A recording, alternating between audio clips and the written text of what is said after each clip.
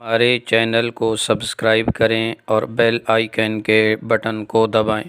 ایک بادشاہ اپنے منہ زور گھوڑے پر سوار تھا۔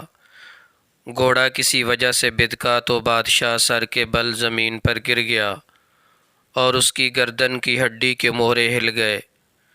اب وہ گردن کو حرکت دینے پر بھی قادر نہ رہا۔ شاہی طبیبوں نے اپنی طرف سے سر توڑ کوشش کی مگر وہ بادشاہ کا علاج نہ کر سکے۔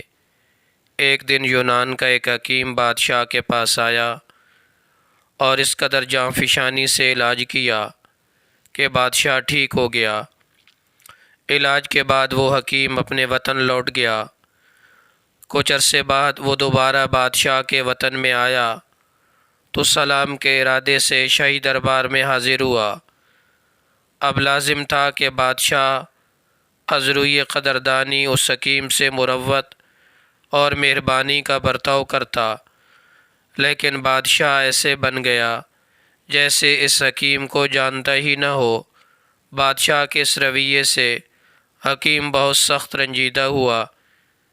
یونانی حکیم بادشاہ کے دربار سے باہر آیا تو اس نے غلام کو پاس بلا کر کہا، میں تمہیں کچھ بیج دیتا ہوں، انہیں بادشاہ کی خدمت میں پیش کرنا اور کہنا کہ یونانی حکیم نے دیے ہیں، انہیں دہکتے انگاروں پر ڈال کر ان کی دھونی لی جائے تو بہت فائدہ ہوتا ہے۔